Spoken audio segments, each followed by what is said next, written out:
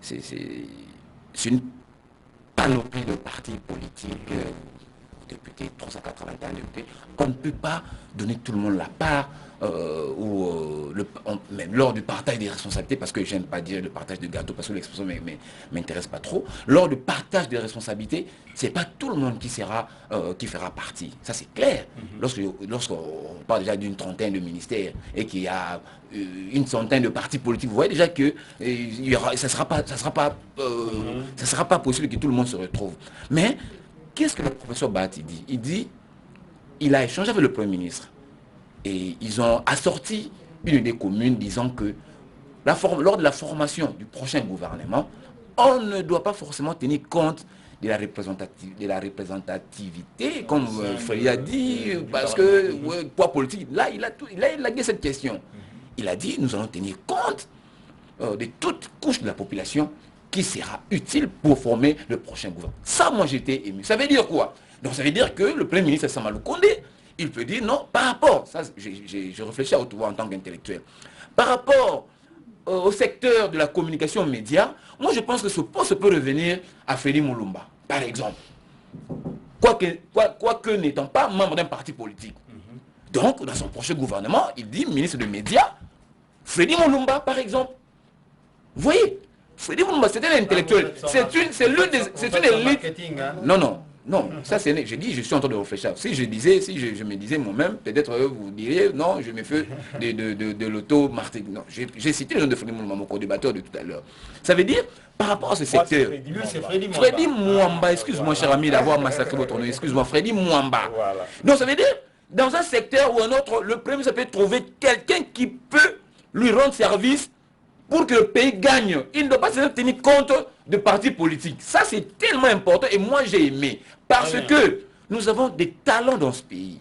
Nous avons des talents dans ce pays, mon cher ami, qui ne se retrouvent dans des partis politiques, dans des partis X, Y. Et le chef d'État également aussi, lui aussi, il a son quota. Il peut aussi nommer à qui il veut, dans n'importe... Moi, je pense cette déclaration, pour finir, 15 secondes, moi, je pense qu'avec cette idée assortie du professeur Bahati, va vraiment aider la République. Très bien. Non, je vais quand même démoniser, c'est important. J'aimerais quand même démoniser par rapport à cette idée.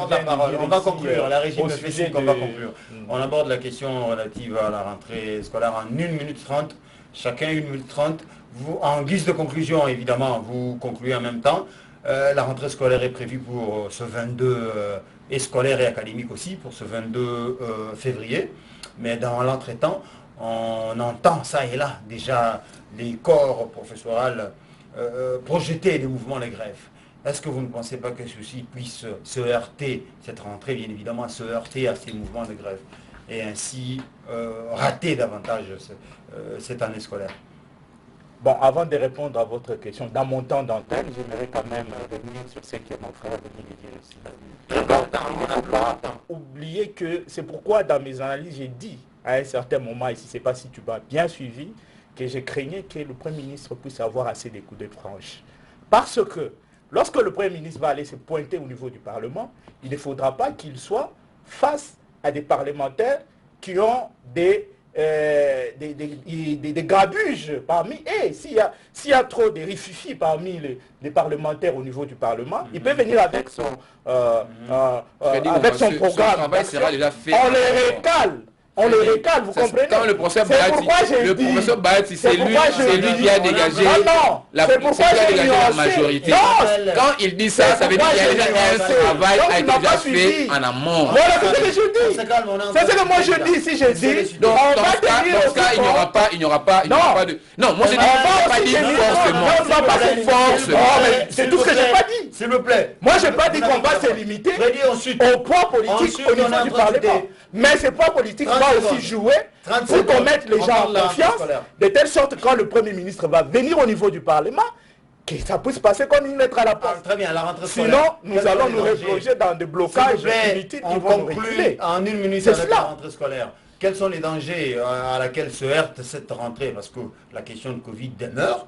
On n'a pas dit que la Covid avait été, disons, éradiquée, mais aussi il y a des questions des grèves qui se profilent déjà à l'horizon. En une minute, vous concluez en même temps. Bon, moi, je fais partie de ceux qui plaidaient à ce qu'il y ait une rentrée scolaire parce que nous avons vu quand même dans notre pays aussi, ils ont fait un effort de faire en sorte que les enfants puissent reprendre le cours, mais il faut qu'il y ait des mesures d'accompagnement pour que les enfants ne puissent pas choper les virus en allant à l'école et aller contaminer, parce que pour les enfants ce n'est pas trop grave, mais quand ils vont aller contaminer leurs parents à la maison, les papas, mères et tout